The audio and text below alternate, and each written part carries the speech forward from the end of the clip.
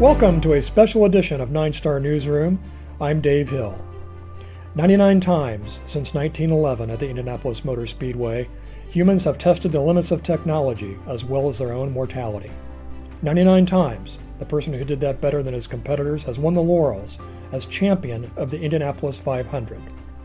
With each of 800 left turns on the legendary track, a driver achieves a perfect harmony with the machine. The kind of harmony that helped define an age when humans mastered technology and ushered in staggering advances in science and engineering.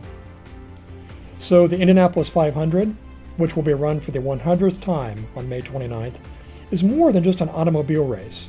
It is part of the culmination of those advances that changed the world in the last century. And as the green flag prepares to fall, it's also a culmination of history-making legend. There was the early car builder and engineer, a man named Ray Haroon, who won the very first 500-mile race in 1911 in a car he helped design. There are men who have become fixtures in popular culture, men whose names are synonymous with going fast. AJ, Mario, Parnelli. And there are others whose achievements on the famous oval made them legends of the sport. Wilbur Shaw, Bill Vukovich, Al Unser, Rick Mears. In this special edition of 9-Star Newsroom, we look at this milestone event, the 100th running of the Indianapolis 500, with two special guests. A little later, we'll introduce you to Kylie Stewart, a Mount Vernon High School graduate who's one of the 33 500 Festival Princesses. Now, the princesses will be the official ambassadors for the race, and Kylie will talk about her responsibilities and what it means to be part of this milestone event. But first, we have an interview with Doug Boles, the president of the Indianapolis Motor Speedway. From attending his first race in 1977 and becoming a lifelong fan, to running the most famous racetrack in the world, Boles' life and career have come full circle. We'll ask him about the pressure to make the 100th Indianapolis 500 a memorable event for fans, and we'll also talk about the importance of protecting the race's heritage while embracing efforts to keep it relevant in today's world.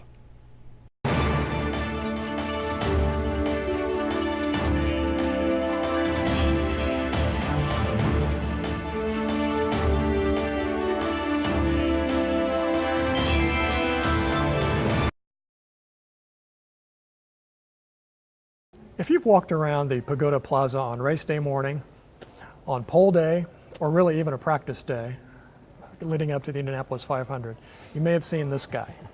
This is Doug Boles, president of the Indianapolis Motor Speedway. And as much as he is an executive of the Speedway, he's also a fan. And he also spends a lot of time talking with fans. I know I've seen you in the Pagoda Plaza just mingling with people. How in the world do you have time to do that? That's the most important thing I do because it's the fans that make the 500 special. I mean, we talk an awful lot about our history and tradition, and it sets us apart from other racetracks, but really that history and tradition is built and maintained by our fans. And if we're not talking to our fans, making sure that they're having a great experience and creating more of those memories and making those traditions and a lot deeper rooted, it doesn't work. So that's exactly why I do it. And if I were to just hang out in the Pagoda or hang out in the office at 16th and Georgetown, I don't think we get a sense for what the fans need and what the fans want from our event. So, and I'm easy to find because I'm the goofy guy that still wears a tie, right? But I felt like when they first made me president of Speedway, one of the first things I said is that the brand deserves a tie. It deserves the respect of all that history and tradition. You think about Carl Fisher and James Allison and Wilbur Shaw and Eddie Rickenbacker and Tony Hallman and those folks that really represented what's made this place so great. That's how they dressed, and I feel like I need to do the same. So even on a 100-degree race day, I'm out there talking to fans in a suit and tie. You're also saying before, you're visible to fans at the track, but you're also cold calling ticket holders, both longtime ticket holders and new ones, just to kind of get their feel for being good customers.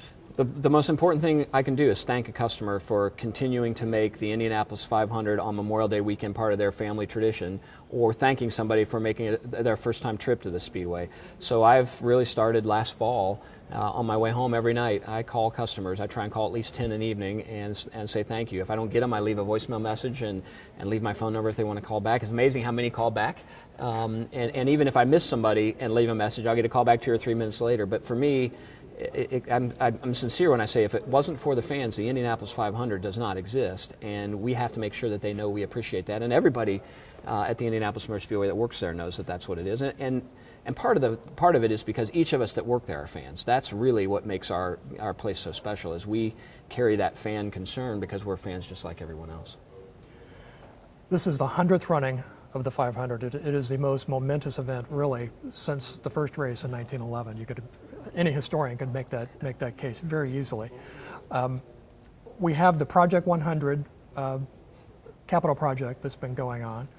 Can you kind of give us an update on where things stand with that? Gate 1, the main entrance to the Speedway is being redesigned, rebuilt to make it more of an entry point. Mm-hmm. Where do we stand with that, and will all this be ready in time for the races in May? It's the $10 million question, right, is will it be finished? But yeah, I think we're in pretty good shape. We've had a great winter in Indiana, so we programmed in days that we knew we weren't going to be able to work based on what an average Indiana winter would be like. It's been a great winter, so we thought we might lose 24 days. We lost somewhere in the neighborhood of 10 to 12, so we are a little bit ahead of schedule.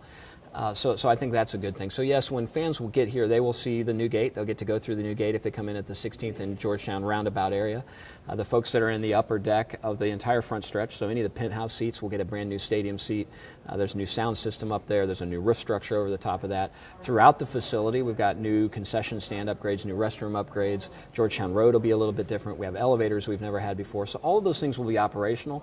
Now there will be some things that carry on past the 100th that we'll still need to work on, but those will be more tweaks and fine-tuning, not projects that haven't been completed. So that's a good sign, and I think we should be operational and ready to go by the time the Angie's List race kicks off on the 12th, 13th, and 14th of May. So we're in good shape there. You mentioned something on the front end about the 100th being as important as the first. I think one of the things that makes the 500 special is that each year is special, every year is special. So I would argue that the 99th was just as important as the 100th, and the 101st will be just as important. And I think that's because of those, what we started off talking about, the tradition and the things that are special every year. It's a really unique event in that way that if you were here in the 99th, it was the greatest race you've ever been to, and the 100th is going to feel that way, but you're going to be coming back on the 101st because you expect it to be just as good or better than the 100 that came before. And the great thing about the Indianapolis 500, and we were talking about this a little bit earlier, the product on the track is as good or better than it's ever been. The races have been more compelling. The competition has been a lot more fierce. A lot more drivers. You can go deep into the field to find potential winners. It hasn't always been that way. How do you build on that in terms of building the audience for the Indianapolis 500? Well, the last 3 years have been the 3 most competitive years we've had at the Indianapolis 500 in terms of passes for the lead during the event, and the finishes have been extremely close. Really, you go back to 2011 when Dan Weldon wins the race coming off the last corner of the last lap of the race, and 2012 with Taku and Dario having their battle as they came for the win. Those we've had some great races the last 5, so that's a great story to tell. And for those of us that grew up in an era where 2 or 3 or maybe 4 cars were on the lead lap, that was a big deal. Lead lap, right? Not together, but on the lead lap. So the competition is completely different than it used to be. And I think that's one of the things that when you add that with the history and tradition that goes along with it, and you add it with that great competition, and then this year you add the 100th in, I think that's why we've got so much demand this year, is because all 3 of those elements have aligned. You mentioned growing up with the 500. Your dad introduced you to the 500 back in the late 1960s. Your favorite driver is A.J. Foyt. Absolutely. I mean, this great spot to be sitting here right by that's why AJ's a third win. Yeah, my favorite driver was A.J. Foyt. I grew up in a household where my dad's favorite driver was A.J. Foyt. So, it's like a household, you pick the politics of your parents, right? I just fell in love with A.J. because that's what my dad did. And my first race was 1977, haven't missed one since. So this will be my 40th in a row this year. But I had to be 10. That was the deal in our house. You had to be 10 to come to the race. And we came in 77, and I thought AJ was going to finish second, right? Because Gordon was sort of far enough ahead that we didn't think AJ catch up. When John Cock had his issue and AJ got a chance to win, it was just sort of the perfect way to attend your first Indianapolis 500 as a Foyt fan. And I carried my Foyt passion through my college years when my friends in my fraternity house had Kathy Ireland posters on the wall. I had big posters of A.J. Foyt on the wall, right? I was that strange guy that could care less about the Kathy Ireland posters but cared an awful lot about A.J. And having had an opportunity to meet A.J. and then get to know him over time, it's been a really special opportunity for me, and he is, with the exception of my dad, A.J. Foyt would still be my hero. through 40 500s. Do any moments stand out as your favorite from all those races that you've attended? So I have three that really stick out in my mind. 77, obviously. First one, I almost remember every moment, from trying to go to sleep the night before, to getting in our Impala station wagon with my dad to drive to park into the Speedway and walk to our seats, and just kind of the way that day went. It's one of those memories that is a top 5 lifelong memory. My next one, I was a team owner for a period of time, so having a car, owning a car in the Indy 500 in 1998 with Scott Goodyear was a pretty special moment for me to know that you'd actually made the race from that standpoint. And then 2013 is probably my more modern race that sticks out, and for two reasons. One, my stepson's Connor Daly. It was his first race, so that was a really cool opportunity to see him in the race. But secondly, I would say my modern day IndyCar hero is Tony Kanaan. I love Tony Kanaan's passion. I love his talent. He loves the Indianapolis Motor Speedway, kind of unlike anybody else in the paddock, I think. And for him to go so many years without winning, every year he appreciated more and more what it meant to come to the Speedway in May. And for him to win in 2013 and see how excited our fans were, and to be in Victory Lane as people just bombed Victory Lane because they were so excited for Tony Kanaan, that 2013 was special because of Connor and Tony. Connor now has a full-time ride with Dale Coyne Racing.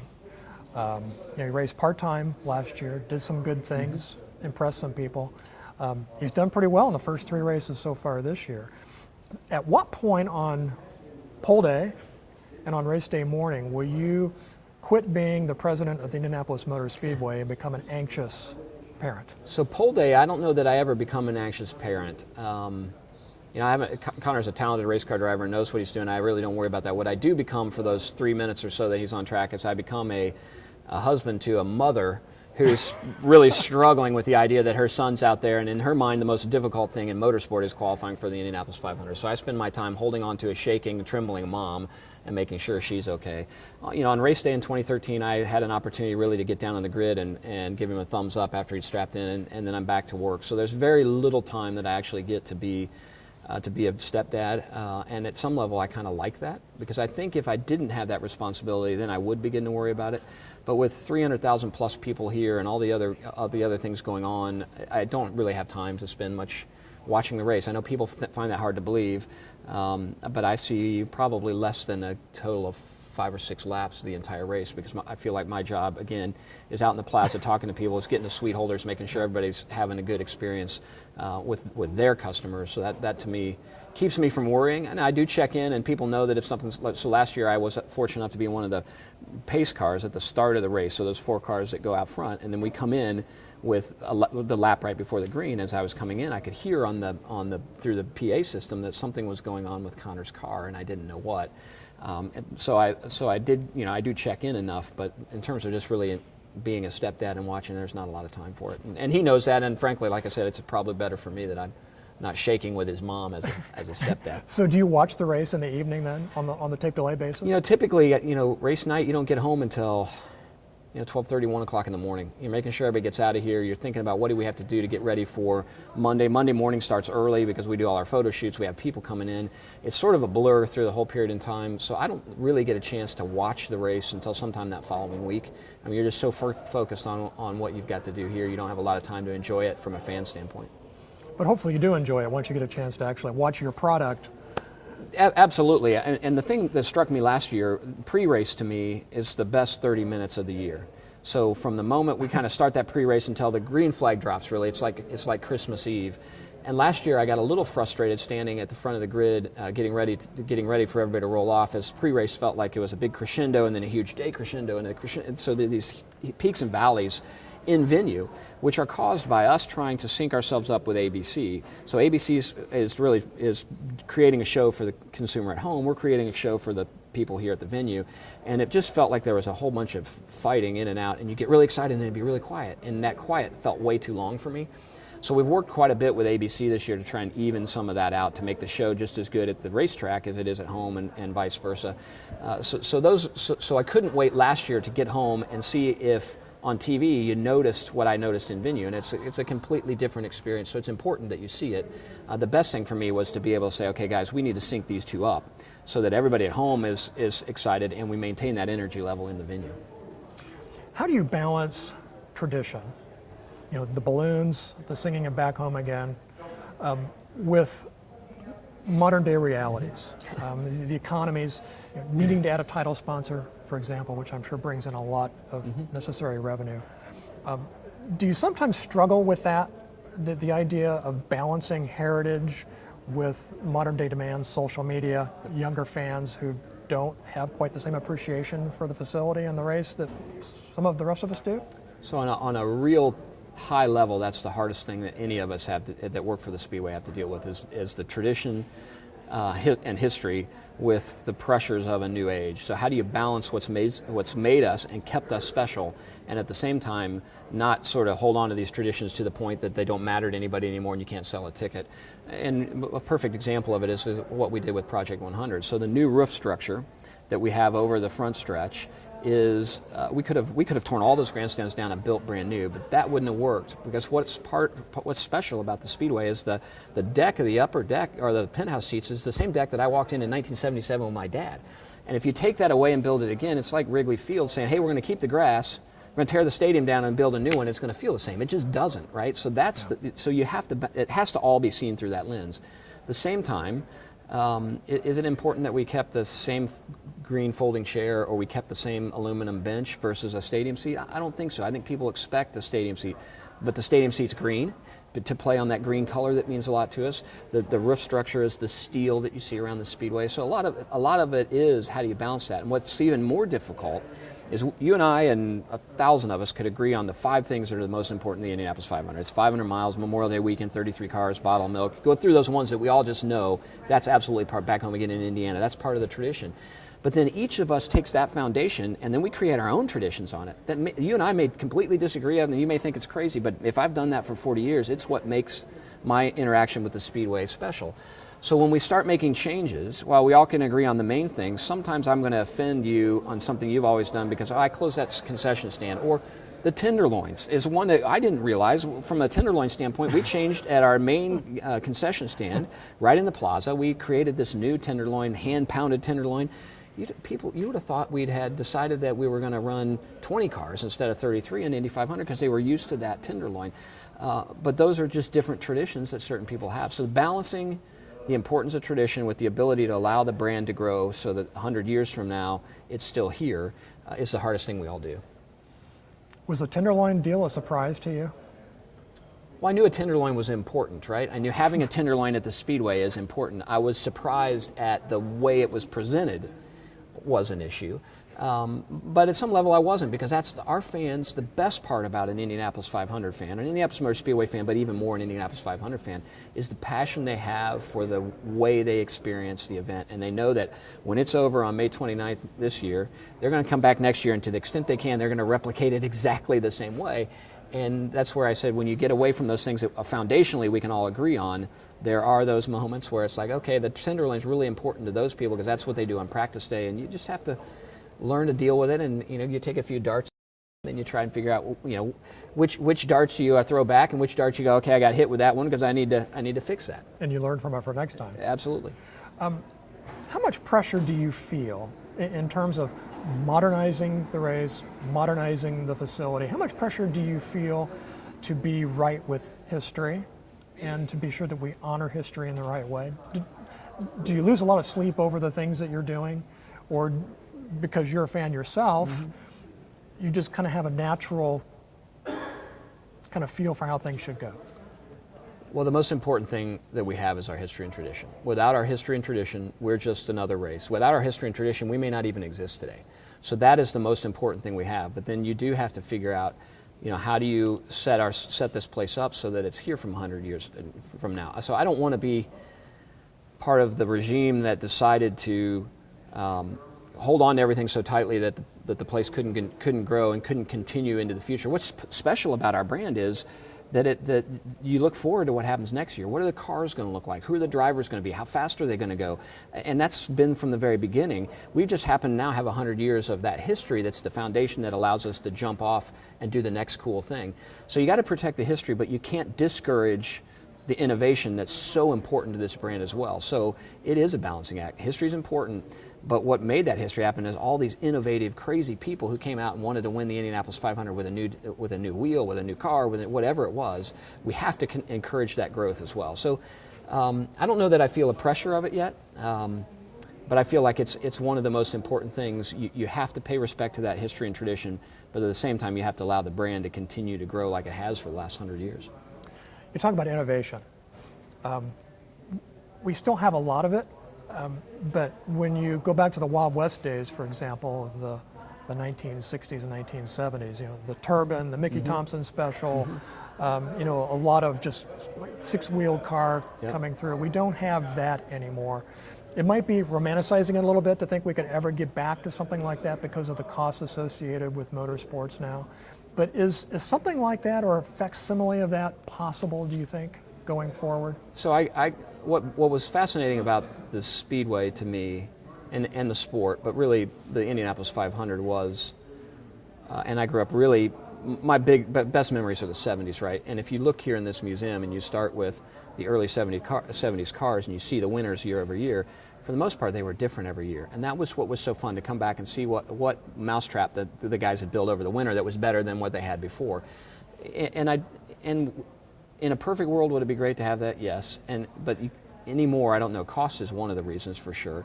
Secondly, I think if we open the rules up so much that you could have all kinds of things, that competition that we've gotten used to changes. We go back to that time when you've got 1, 2, 3, if a great race is 4 cars on the lead lap. So I think that's an issue.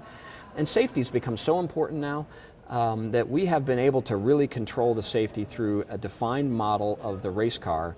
And our medical doctors, we saw it with Hinch, we see it in most of our incidents. Our doctors know how a car is going to crash and how it's going to crash and how to fix the car so that they can take care of injuries. If we let anybody just come out and do whatever and the trajectory of a crash changes, there's all kinds of unintended consequences, I think, that come from that. Not to mention the fan side of things. As we control the safety of the car and the way the car operates, we also control the ability to make sure that those cars stay where they belong, which is on the racetrack or in the racetrack. So for me, I love that era. In fact, as I've gotten older, my favorite era are the era of the roadsters, right before we switched to the rear engine cars. But I don't know that we ever get back to that. Now, that said, you've got to try and keep that innovation going, and what makes a fan, especially a die-hard race fan, automobile fan, come back every year to see something different. You announced recently that Roger Penske is going to be driving the pace car for the 100th running of the 500. Seems very appropriate. It's his 50th anniversary of being in motorsports. You got to ride with him, right? Yep. In a pace car. What was that like? It was pretty amazing to have an opportunity. So I got to ride with him. They asked me to do a little bit of interviewing him while we were driving. We GoPro'd it so he and I could have a little dialogue together. I think what struck me the most about it, we all know what a brilliant man he is and how passionate he is about his motorsport, and particularly the Indianapolis 500.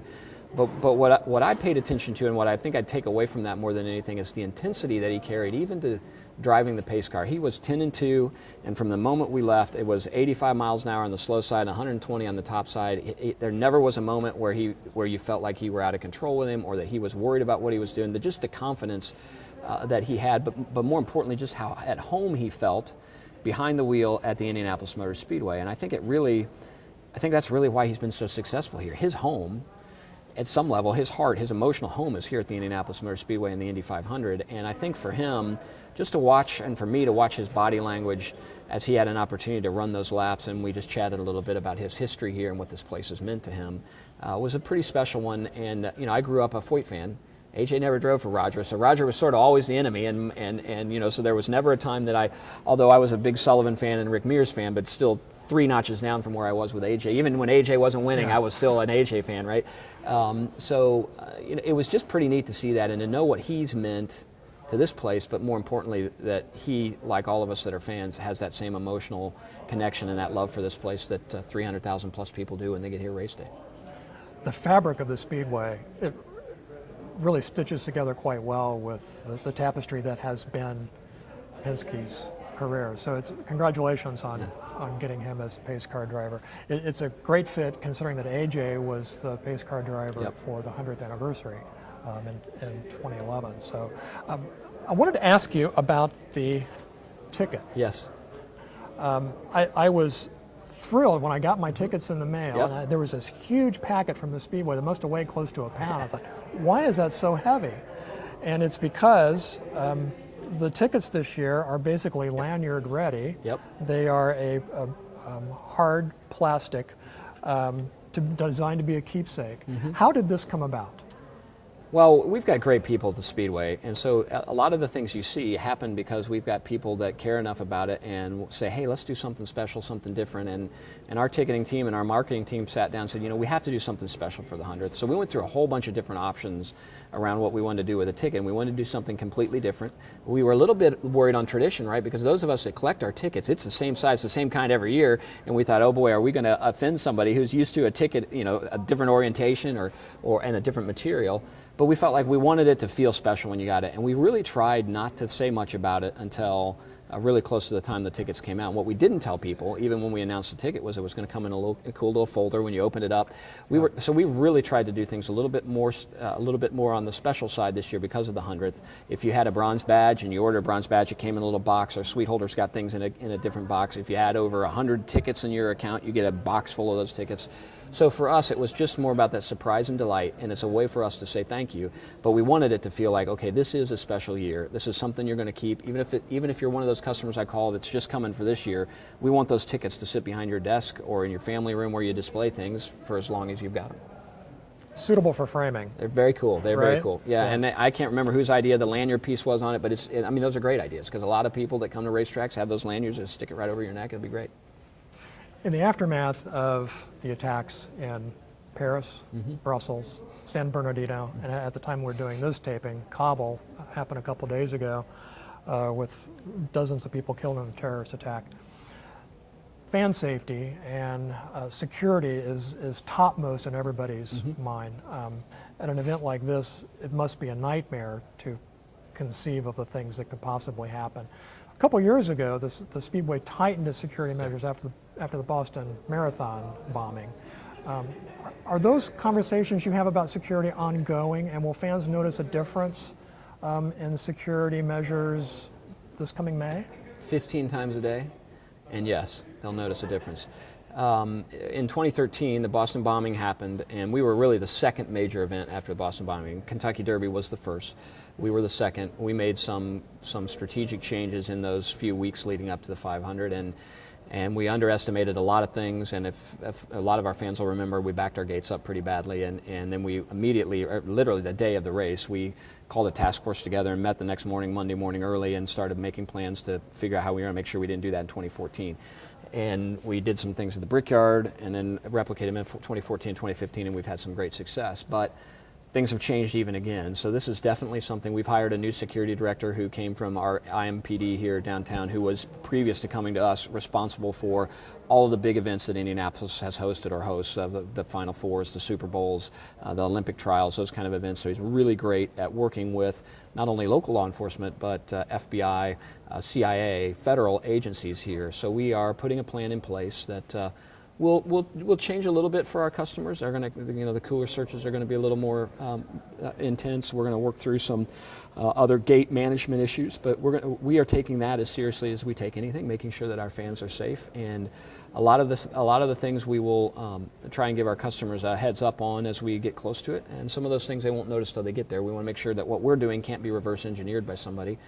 And the other thing that's great about living in Indiana and being in the Midwest, we encourage our fans, and they're great at it. If they see something that feels strange, we just encourage them, please tell us. There'll be plenty of security, more security than we've ever had at this event, and people out there ready to respond if we feel like there's something out of hand. But it's definitely something that, as I said, I'm not kidding, it's 15 times a day, and we have an entire group inside our organization that's focused on that right now. And of course, it'll take a little longer to get through security, so maybe get to the track a little earlier than you might. So one of the messages. Be patient when you're standing in line. Well, most people that come to the 500 know it's the world's largest single-day sporting event. So it takes a little while to get in, takes a little while to get out. A lot of people have as their tradition they'll sit in their seat and wait for a little while, or they'll go back to their car and sit before they try and drive out. What we are trying to tell people to do is back up that time that you show up, or make it a little bit earlier than you have in the past. I think that will help. Our gates really get crowded as you start thinking about 9 a.m. and closer to race time. So if you come in before 9 o'clock, so you're coming in between 7:30 and 9, generally it's pretty easy to get through those gates, and we're trying to encourage everybody to do that. So our job then is to program some things around those mornings that give people a reason to come here. So we've got a few things we're going to roll out over the next couple weeks and encourage people to just come out early, enjoy it, get some good photos, have a great time just being here as part of the 100th running of the Indy 500. But that's one of the easiest ways to avoid some of that frustration of waiting at a gate, is getting here a little bit early when the gates aren't as stressed. Doug Bowles, President of the Indianapolis Motor Speedway, thank you so much for taking some time to talk with us in front of your favorite car. Anytime we can spend part of a day sitting next to an AJ Foyt winner is the easy way to get me to do anything is just, hey, we're going to be over with AJ's cars. It's a good afternoon. It is a good afternoon. I agree. Thank you very much for joining us. Yeah, thank you. We will be right back. I'm Dana DeJarnette. I live in McCordsville, Indiana. I have 2 children. I started working from home 1 to 2 days a week because the kids' schedules and getting them off the bus and being able to be here when they get home really helps with a single mom, a single schedule with children who are very active. I need to be able to monitor my day around having my internet. So I recently built a home and moved in about 6 months ago, and one of the deciding factors in moving to this area was being able to be a 9-star customer. My previous provider did not have an option for fiber optics. So if I did not have the reliability that 9-star provides, it would be very hard for me to work from home. When my kids come home from school, and often they'll have a friend come home from school with them and they rush in and they want to play video games and they want to get on the internet and do certain things that it doesn't affect because we do have that dedicated line, even if there's 8 children here. Everything is set up, surrounded, so that everybody can be connected. I wanted my children to be able to sit here and do their homework. I wanted them to be able to be talking to me and be around me while I was cooking dinner. Personally, I would never want to give up my Netflix.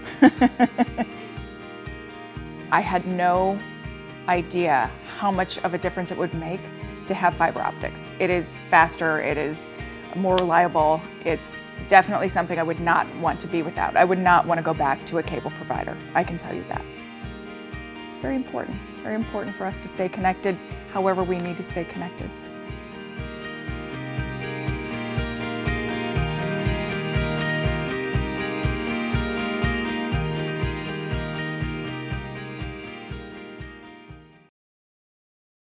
Every May at the Indianapolis Motor Speedway, a group of 33 young women act as ambassadors for the Indianapolis 500 and for the Speedway during the month of May. This year in 2016, one of those 33 young women who's going to be a princess for the 500 Festival is a Mount Vernon High School graduate, Kylie Stewart. Kylie joins us today to talk about the Princess program, what are some of the things that she's doing during the month of May, and just how much fun she's having. Kylie, thanks for being with us. No problem. Thanks for having me. How much fun are you having so far? Oh, so much fun. It's been a blast. It's a whirlwind, but it's a blast. What has been the most interesting thing that you have encountered so far? Oh my goodness. Probably we had the Easter egg hunt here at the Speedway before Easter, and there was hundreds of kids just running around. Some of them were losing parents, but they were having a blast. They had fun with it, and that was probably amazing. It was just amazing. The Easter Bunny came, and they had thousands of eggs out, and all the kids just ran out into the center of the track and got their eggs, and they got a lot of candy that day. What are some of the duties of the 500 Princesses? We are ambassadors for the 500 Festival, so that means that we go around and we can go to do volunteer events. We go to different things around the community that we can just come and participate as. We can act as volunteers or just participants. And I'm trying to think. Sorry, losing my train of thought. And we just go and we represent the 500 Festival in a good way. We try to shed light on what the 500 Festival is all about. We try to tell people all the information, all the facts that are fun and people like to hear, and just things like that. It's also a scholarship program. Yes. You get it's $1,000 Yes. scholarship for school, so that'll help. But it also trains you in some leadership traits as well, right? Mm-hmm. I read that. You've been to one race, you Yes. told me, so you're kind of becoming a fan of the 500. When you first applied to become a princess, and of course there were hundreds of candidates, and you're one of the 33 who were chosen. Did you feel like you knew what the race was about and what the 500 was about, or did you know that you were going to have to do a lot of studying to become an expert? Well, since I've only been to one race, I felt like I was an expert. I felt like I knew it all, and I was like, yeah, I know everything. But once people start telling us, the facts and the statistics and things like that, then I'm like, oh, I didn't know that. So it's good to kind of study up and learn those new things that I didn't know that I thought I knew.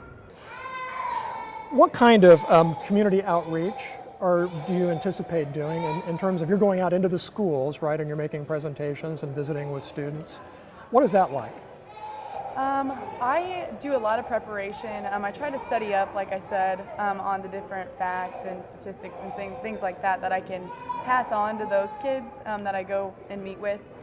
But really just I like to get all my energy up, all the energy that I can. I try to build it up, and I listen to loud music and stuff when I'm like on my way there. So I get kind of pumped up because I like for them to see me in like a good light, and I don't want to seem boring. So I like to get them all excited. And it's funny, I went to a preschool and I told them to get out there, pretend steering wheels, and they're like vroom vroom, and they're driving around. And I even decorated like a big poster with like drivers and just different things about the race, and they really like things like that, visuals and being involved. So that's really what I like to do for them. So you were the 2014 Raleigh Festival Queen. Yes. You've come a long way from the Parade of Flowers to the 500 Festival Parade, which will be the day before the race. It's one of the biggest parades in the country. What are you looking forward to about that? Oh my goodness. It's really humbling, to have that first small parade. And even though it was small, it was something so beautiful and so wonderful to me to see all those it's a parade of flowers. So all the kids from Greenfield Elementary come and they bring flowers to the statue of James Whitcomb Riley. And so to see something like that, I was like, had tears in my eyes the whole time. It was just so great. So to be a part of a parade that's going to be seen by thousands, if not millions of people, that's really going to be something. And I'm really excited for that.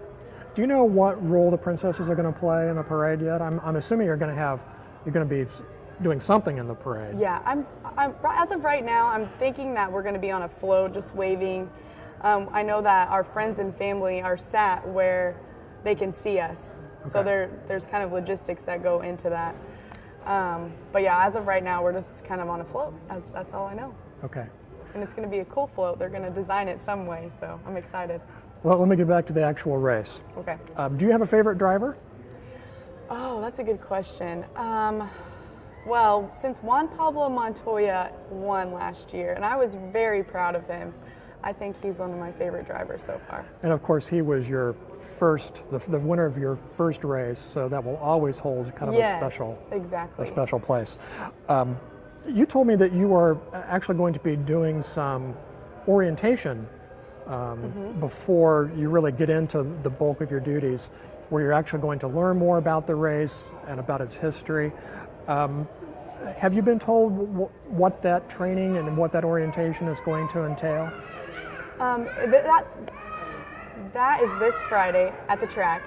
And so I feel as though they think that a lot of us don't really know all the facts. And so they want to teach us all the facts, and they want to show us around the track so that we're familiar with everything and where everything is. So that's probably what we're going to learn a lot about. And probably we're going to be coming in here in the museum and really looking at all the history. That way we know what we're talking about. That way you'll be an expert right. Come race day for the 100th running of the Indianapolis 500. The queen of the 500 festival will be crowned on May 21st. Yes. Is that right? Yep. And so the queen will have a special exalted place during pre-race festivities for the 100th running. Good luck. We hope that that's you. Thank you so much. We can say we know the Queen if that happens. Yes. Kylie, thank you for joining us and for being a part of our show today. Thank you so much. It's been a pleasure. We'll be right back. We've lived here since 1989. This was my husband's home where he grew up at. My husband farms, and he and my son grain farm, raise cattle, raise hogs. We have horses. So we're not super techie people, but having the internet connectivity here has just been a real godsend for us. The old service that we used to have, every time it rained, it went out. So I doubled down on my contact with 9-Star and saying, come on out to our neck of the woods, please. They've given just the kind of service that we thought they would. I work full-time, but when I'm home, I like to be a grandma and mom. Cooking in the kitchen, it's really nice to be able to just pull up your iPad and look up some recipes. From the full-time business that I am part owner of, CGS Services, if I can't get into work or I want to do some things from home or a customer needs something, I can connect in from right here at home and take care of what I need to. Our son Chris recently has gone into the cattle nutrition business. What he had thought he would have to do is probably go back out to Montana where he spent some time, or Oklahoma, Texas, but because of fiber optics, he's able to continue the family farm business with his dad and do that part-time, but yet develop his new business in the ruminant nutrition, taking care of the cattle and working with clients. If we didn't have 9-Star and the fiber optics, my son probably would be located elsewhere. And it's keeping those kids here working and bringing their families up here and kind of stopping the brain drain. And really good for our family. I felt like it was a blessing when 9-Star came out and brought the connectivity. Whole new world that it brings to you.